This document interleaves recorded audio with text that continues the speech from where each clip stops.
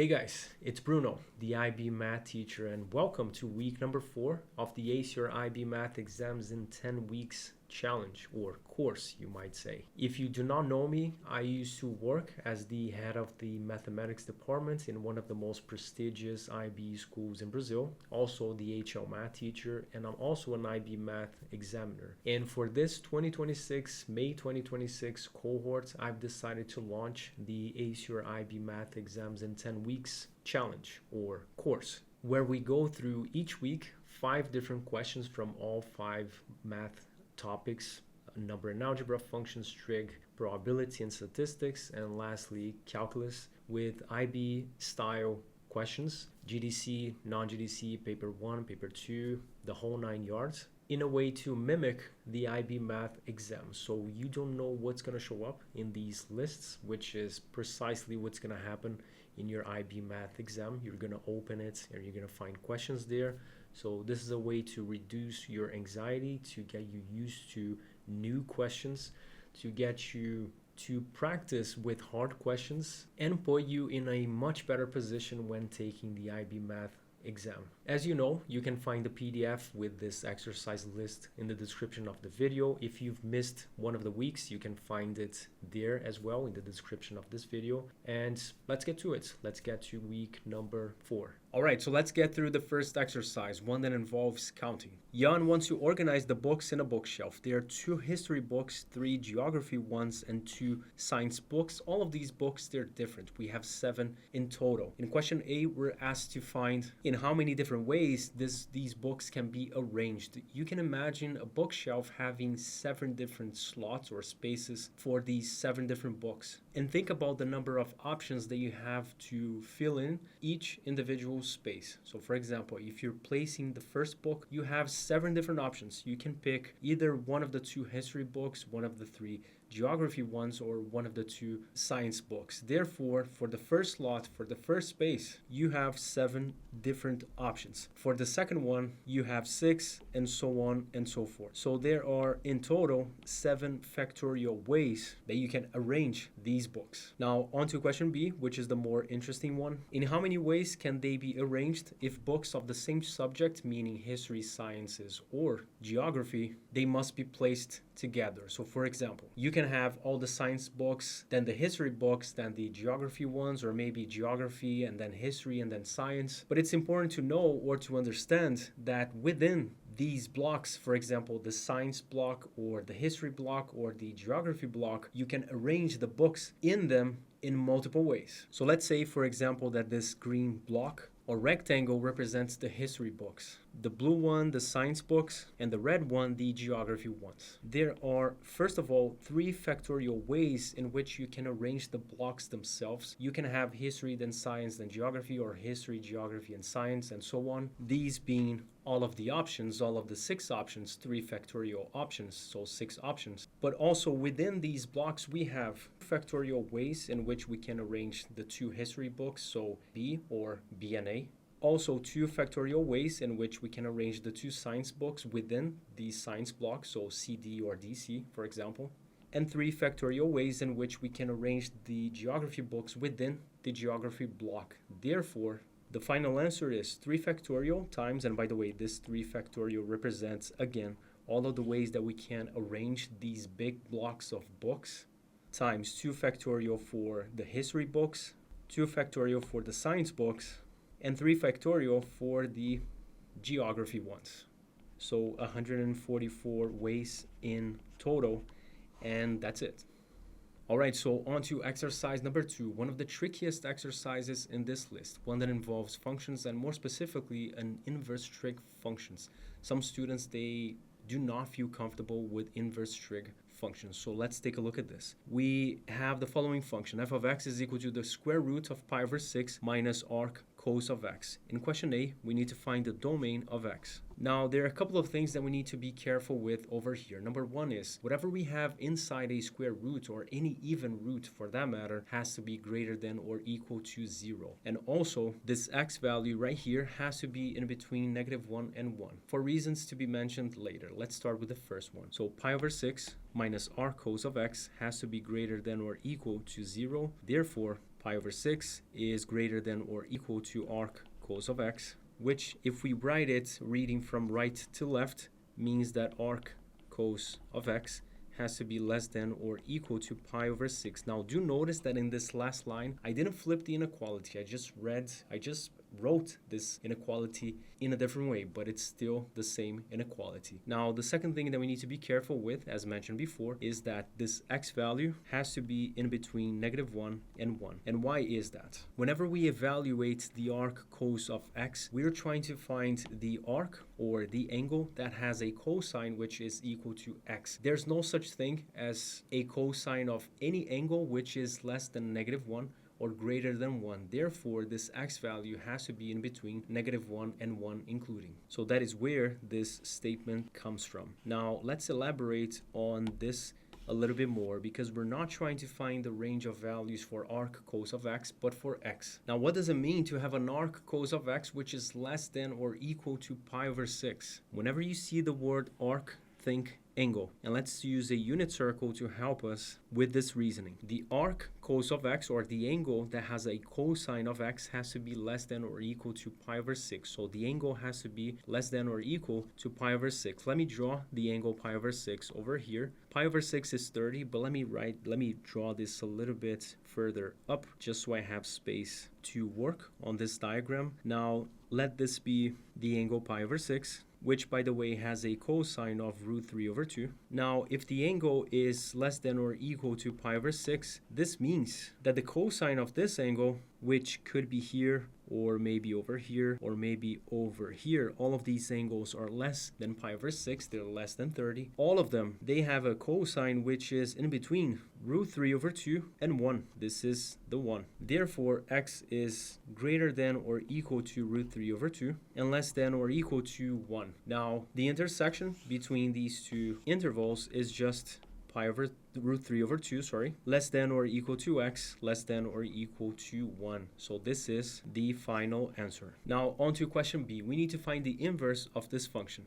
And how do we find inverses? First of all, we copy f of x while replacing f of x by y. We switch y for x and x for y, and the mission here is to isolate y. Now the first thing we need to get rid of is the root. We can square both sides. This is going to give us x squared equal to pi over 6 minus arc cos of y. We can rewrite this equation like this, pi over 6 minus x squared, which means that y is the cosine of pi over 6 minus x squared. Can we leave it like this? No, we have to use the appropriate notation, which is f -1 of x. So the inverse of f is equal to cosine of pi over 6 minus x squared, and there we go. How can we find the domain of the inverse of f? We can use a little trick, which is to find the range of the actual function f of x, or the original function f of x. How do we do that? We know from question A that x will range between √3/2 and 1. Let this be pi over 6 and this √3/2. This is our 1. Notice that when x is equal to √3/2, which is right here, the arc cos of √3/2 is pi over 6. This is the biggest value that arc cos of x can take, which means that this will be the smallest value for this root, given that we have pi over 6 minus that inside that root. And this means that f of √3/2 is equal to pi over 6 minus the arc cos of √3/2, as we mentioned, pi over 6. So this is the smallest value that this function can take, which is the root of 0, which is 0. However, when our x value is equal to 1, which means this point right here, this will produce the biggest value for f of x. We have, in this case, f of 1, which is the root of pi over 6 minus arc cos of 1, which, by the way, is 0, giving us the root of pi over 6. Therefore, this function will range between 0 and the root of pi over 6. And if this is the range of values for f of x, then the domain of the inverse of f is from 0 to the root of pi over 6. And that's it. Now on to the next one. In exercise number 3, we have a different type of trig exercise, one that involves an equation, some compound angles, and this is very unique in its own way, so let's tackle it. If sine of x minus a is equal to k times sine of x plus a, express tan of x in terms of k and a. Now, using the compound angle identity for sine of a plus b, or minus in this case, we get sine of x cosine of a minus sine of a cosine of x. And we know that this is equal to k times sine of x cosine of a plus sine of a cosine of x. We can distribute this k over here, which gives us k times sine of x cosine of a plus k times sine of a cosine of x. We do know that at some point we need to express tan of x as a function of k and a. And knowing that tan of x is sine of x over cosine of x, what we can do is to move every term that has sine of x to the left-hand side and all the terms that have cosine of x to the right-hand side. And by doing so, we get to factor out a sine of x over here. So cosine of a minus k times cosine of a, and cosine of x times sine of a plus k times sine of a. And by dividing both sides by cosine of x, we can write sine of x over cosine of x, which is tan of x, times cosine of a minus k cos of a, equal to sine of a plus k sine of a. And now dividing both sides by cosine of a minus k cosine of a, we get sine of a plus k sine of a over cosine of a minus k cosine of a. We can do better. We can simplify this even more by rewriting this as sine of a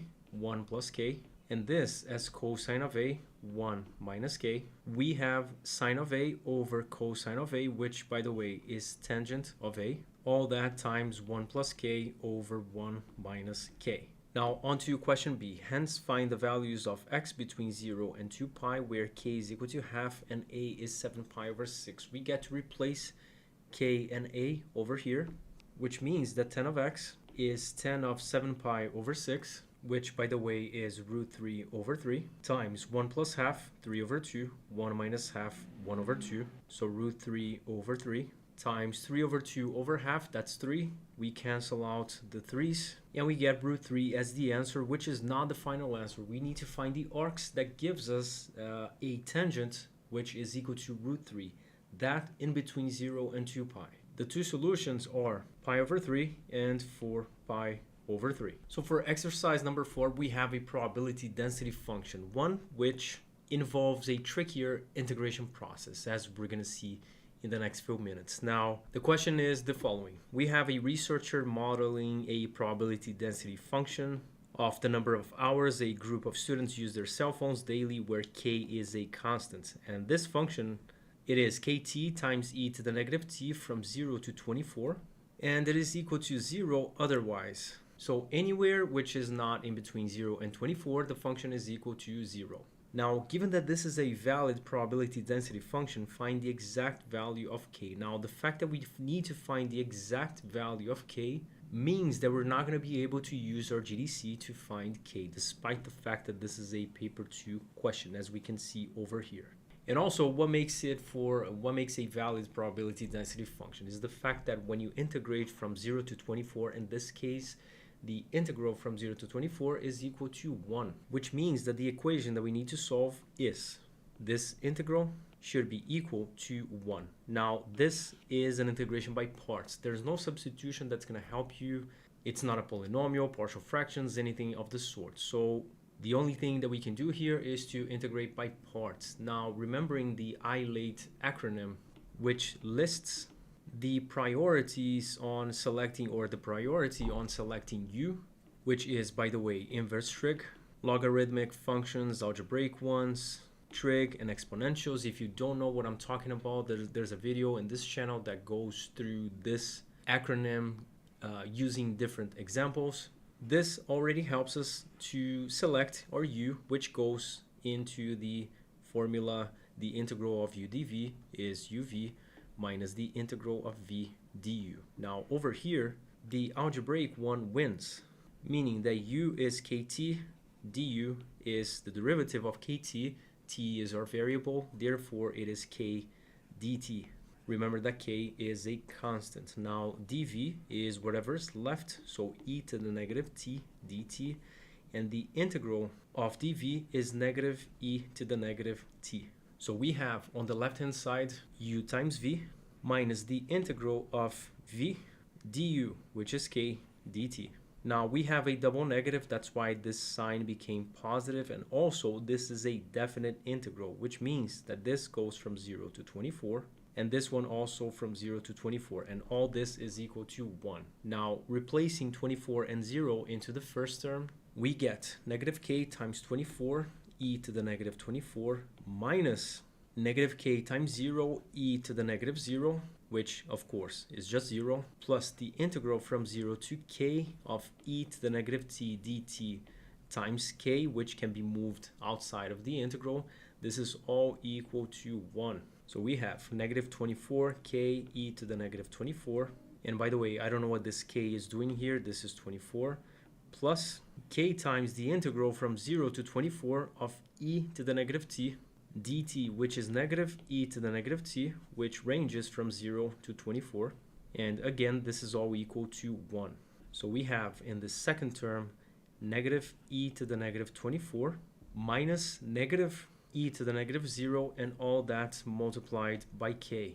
And this is all equal to 1. I'm running out of space. So all this is positive 1. So we have negative 24 k e to the negative 24 minus k times e to the negative 24 plus k, and this is equal to 1. So negative 25 k e to the negative 24 plus k equals 1. We put k as a common factor, so we have 1 minus 25 e to the negative 24. Therefore, k is 1 over 1 minus 25 e to the negative 24. And if you get this in an exam, you're probably going to think that this is wrong, but it's actually correct. Now on to question B. Find the probability of selecting someone from that group of students that use their cell phones from 4 to 8, which means that we're going to integrate PDF, the probability density function, between 4 and 8, and already replacing our k value by that.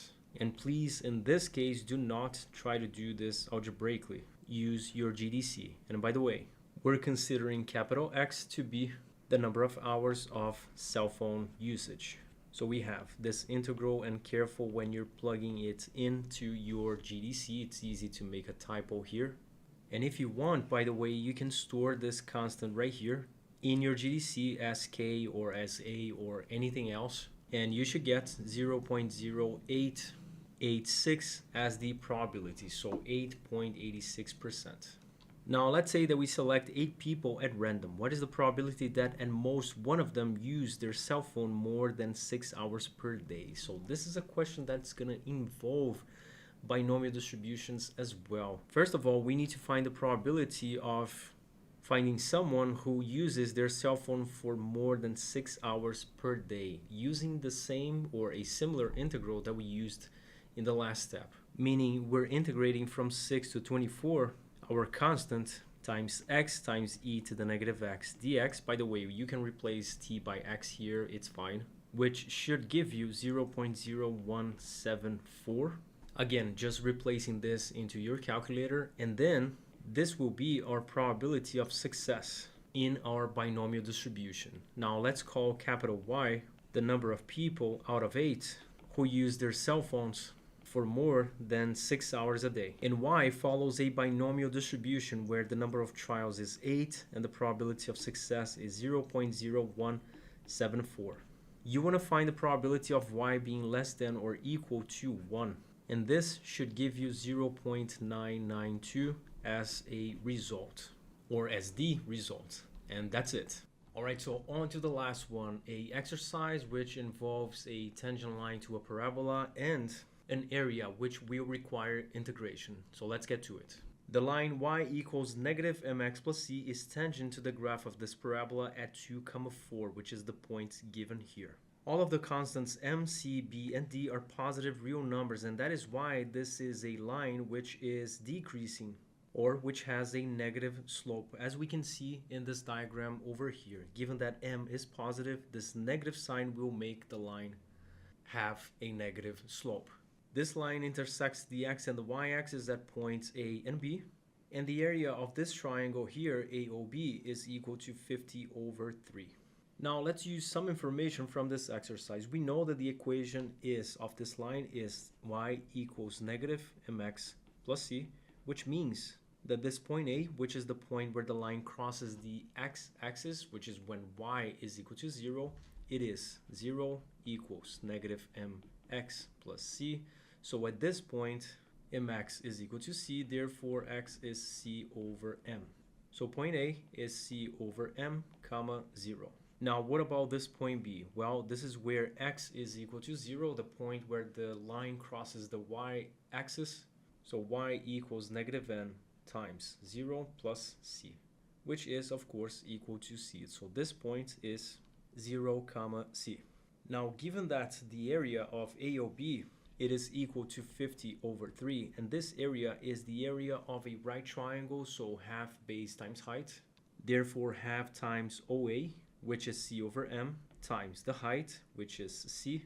We have c squared over m equal to 2 times 50, so 100 over 3, which is the same as saying that m is 3c squared over 100 by cross multiplying. So one down, another one to go. Now how do we get m equals c minus 4 over 2? One information that we didn't use is the point that was given to us. This point 2 comma 4 belongs to the curve, to the parabola, but it also belongs to the line, which means that if we replace the x and the y coordinates, meaning 4 and 2, we get a true statement, meaning an equation that holds. So 2m is equal to c minus 4, therefore m is c minus 4 over 2. So second one down as well. Question B, hence find the two possible values for m. We have two equations with two unknowns. We can solve it by substituting one into the other, and given that these two, they give us the value of m as a function of c, we can just say that one is equal to the other, meaning c minus 4 over 2, it equals 3c squared over 100. So 100c minus 400 equals 6c squared, which is the same as saying 3c squared minus 50c plus 200 equals 0. And right now we divided everything by 2 and rewrote it so we can apply the quadratic formula to find the two possible values for c. You could also, of course, use your calculator to find c equal to 10 or c equal to 20 over 3. Now each one of these answers will give you a respective value for m. And you can replace c in any of the two equations, either this one or this one. It's easier if you do it over here. So when c is equal to 10, m, it equals 3. And when c is equal to 20 over 3, m is equal to 4 over 3. So these are two pairs of solutions. Now lastly, for question C, we're given the information that m is in between 0 and 2. Therefore, this is the actual solution that we're going to use for this item, which means that the line is negative 4x over 3 plus 20 over 3. And one extremely valuable piece of information here is the fact that the slope of this line is negative 4 over 3, which means that the derivative of this curve at x equals 2, it is equal to negative 4 over 3. That's the slope of the tangent line. It is equal to the derivative at that point.